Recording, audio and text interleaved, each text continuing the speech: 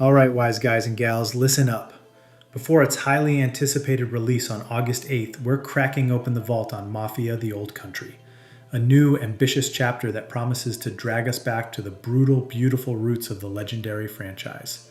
Forget everything you thought you knew, because Hangar 13 isn't just giving us a prequel. They're taking us to the very cradle of organized crime in early 20th century Italy, long before the iconic tales of the past. This isn't just another game, it's a meticulously crafted journey into the cultural, social, and criminal origins of an empire in the making.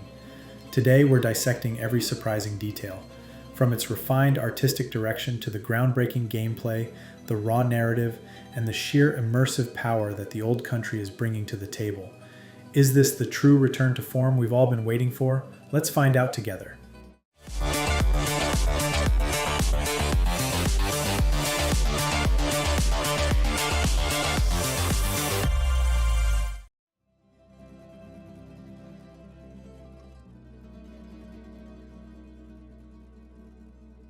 The new installment of the Mafia series titled The Old Country marks a true return to the fundamentals. Set in the early 1900s in Sicily, the game takes a strategic turn both narratively and playfully, reconnecting with the DNA that had made the first two installments successful. While Mafia 3 had experimented with an open-world format, this direction did not fully convince either the players or, in retrospect, its own developers. The conclusion is clear. The developers' approach in the last installment deviated from the deeply narrative identity of the franchise. In contrast, Mafia 2002 and Mafia 2 2010 had offered a linear experience, rich in staging, anchored in a sumptuous and meticulously detailed universe. A world to explore indeed, but one that remained at the service of the main story, without being cluttered by a plethora of side quests. According to the development team, the warm reception of the Mafia Definitive Edition remake in 2020 served as a compass for the design of this fourth installment, and the result seems to meet expectations. According to chapters 3, 4, and 5 of The Old Country, the assessment is exciting. The game returns to a more classic formula centered on the plot. Like its predecessors, it is a narrative action-adventure game, not an open world. Another notable element, the protagonist's main weapon is not a firearm, although they are present, but a knife, which can be upgraded throughout the game. Infiltration is fully integrated, offering players a more subtle and immersive approach. As a bonus, the game will be marketed at an attractive price of €50 at its release.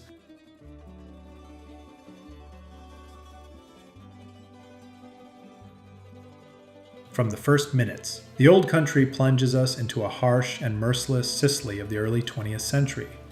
The player embodies Enzo Favara, a teenager freshly escaped from the sulfur mines where he spent his childhood in hellish conditions. For the first time, Enzo tastes a form of freedom by working in the vineyards owned by Don Teresi, a local godfather who protects the lands and the inhabitants from the hillside brigands.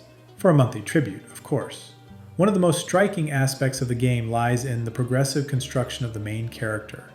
The Old Country does not merely recount a mafia rise. It explores the psychological transformation of a naive young man into a full-fledged member of the Teresi family, entirely devoted and submissive to the clan's interests. This evolution is evident from Chapter 3, where Enzo takes a decisive step. For the first time, he leaves the relatively enclosed world of the vineyard to accompany Luca, the Don's right-hand man, and Cesare, another trusted man, on a series of collection missions. It is at this moment that the adolescent, still hesitant, discovers the workings of a world where loyalty and brutality go hand in hand. Through this meticulous staging and embodied narration, The Old Country succeeds in capturing the essence of a mafia coming-of-age story, oscillating between initiation, indoctrination, and loss of innocence.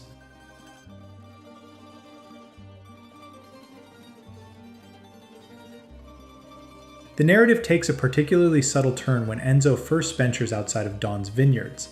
By his side are Luca and Cesare, two central figures in the mafia hierarchy, who almost literally embody the two voices of his conscience. Luca is thoughtful, calm, and a proponent of diplomacy, a man for whom violence is a last resort. In contrast, Cesare represents instinct, brutality, and swift efficiency. This dynamic is perfectly illustrated during a debt collection mission at Marco's, an olive grower who is usually punctual but this time late with his payment. Luca hands Enzo an unloaded gun, intended solely for intimidation. On the other hand, Cesare suggests violence. The tension is palpable, but violence is avoided. After some exchanges, Enzo manages to recover the Don's money by finding the combination to Marco's safe. This sequence, far from encouraging a bloody escalation, demonstrates a particular care by Hangar 13, the developers, for Enzo's moral and psychological progression. The studio refuses to hasten his descent into crime. Here, the player does not become a hitman on command from the first mission.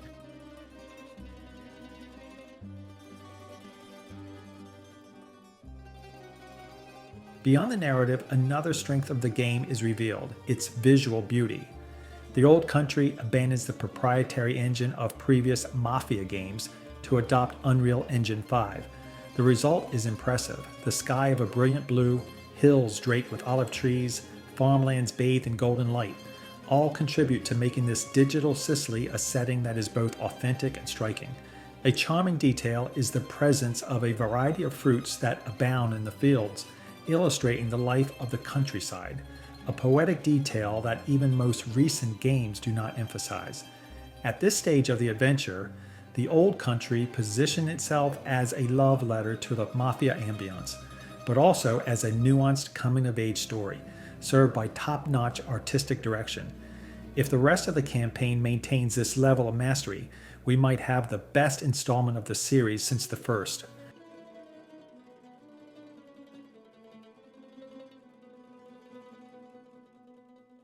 Chapter 3 of Mafia, The Old Country, marks a shift in tone and pace of the narrative. Until now predominantly focused on setting up the universe and Mafia stakes, the game here shifts into more direct action, with a first real armed confrontation at knife point. A character named Manuele, a strike leader, initiates hostilities by drawing a blade. This sequence introduces a duel that will be one of the pillars of the Old Country's gameplay: knife fighting. Far from being a mere melee tool, the blade here becomes a tactical element in its own right and historically symbolic. The player can unlock different knife models, each offering unique modifications. These variations directly influence the combat style, offering alternatives that go well beyond aesthetics. The combat system blends quick strikes, powerful attacks, blocks, and dodges. The encounters at times evoke the mechanics of the Batman Arkham games, with a fluid and rhythmic dynamic where some heavy attacks must be dodged rather than blocked. Without revolutionizing the genre, the game offers a solid, tense, and rewarding system, but the action does not stop there.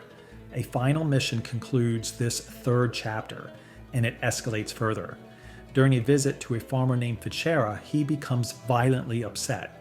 His water pump has been stolen by bandits, and he accuses Don Torrisi of failing to keep his promise of protection, despite regular payments. For the first time, Luca allows Enzo to load his gun with real bullets. What follows is a lengthy hunt across the Sicilian countryside, punctuated by shootouts in 2 enemy camps. The sequence culminates in a tense confrontation against a dozen brigands. The gameplay then shifts to a more classic third-person shooter with cover, in the direct lineage of previous Mafia or other flagship titles of the genre. Nothing revolutionary here, but a clean and effective execution, which ensures constant gaming pleasure. However, the scene that follows his final confrontation leaves a more unsettling impression. In a brutal gesture, Cesare cuts off the bandit's finger, retrieves his gold ring as an unofficial bounty, and then throws the finger into a well. A disturbing moment bordering on the grotesque, which reminds us that the universe of The Old Country is not here to offer us a romanticized view of the Mafia, but rather a plunge into its most raw reality.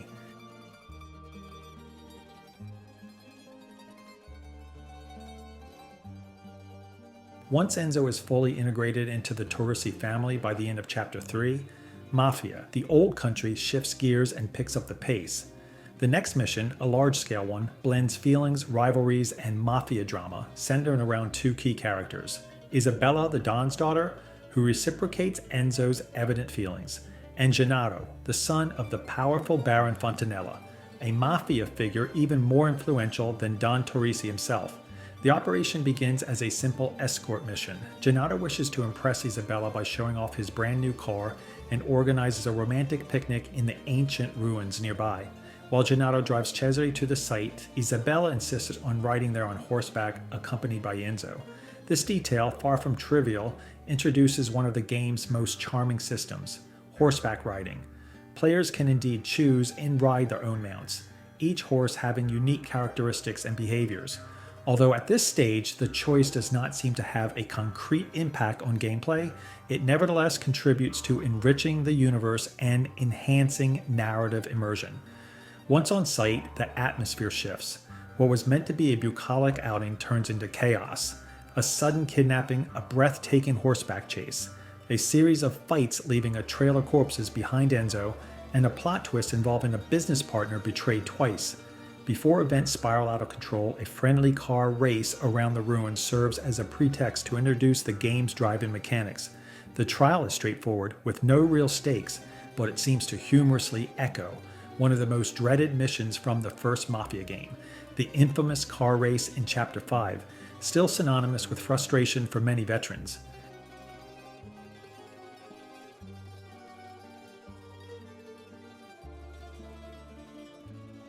In this segment, we have a sequence where the shotgun takes its role, and its use is deemed satisfying. Forget knives or strangulations. Here, the gameplay focuses on pure action. After a thrilling horseback chase, we have a sequence where the player crashes into the kidnapper's cart, shoots down a good part of the gang, and rescues Isabella. While Cesare escorts Isabella back to the family vineyard, Enzo embarks on a parallel mission to find Gennaro. Returning without either would have been unacceptable, even fatal, in the eyes of both patriarchs. This sequence then shifts into a more tactical register, with a large open area designed for infiltration. Here, the Old Country shows that it also knows how to play the stealth card, crouching to stay hidden, throwing bottles to distract guards, silent executions with a knife, or strangulations triggering QTEs. All the genre's codes are respected in the style of a Splinter Cell. Containers even allow for hiding bodies to avoid alerts. This touch is a clean and mastered implementation, offering an effective alternative to direct confrontations.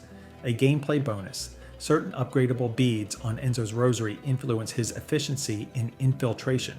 One of them, for example, reduces the noise of his footsteps, a detail that proved particularly useful until the final confrontation against Messina, the leader of the kidnappers. In an almost chivalrous gesture, he drops his weapon to challenge Enzo to a knife duel. The fight is tense, technical, and parries require good timing.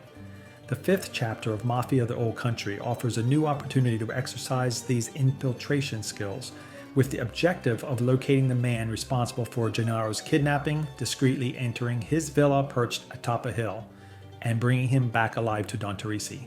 In other words, it was about kidnapping the kidnapper. The mission is dense and well constructed. Several paths are available to the player to climb the hill: steep trails, wooded detours, more direct but risky passages, and opt in for a discreet approach, silently eliminating guards along the way until reaching the heart of the property. A surgical operation transformed after achieving the objective into an intense shootout to reach the horse and escape through the hills. Hangar 13 signs a return to the roots as bold as it is mastered.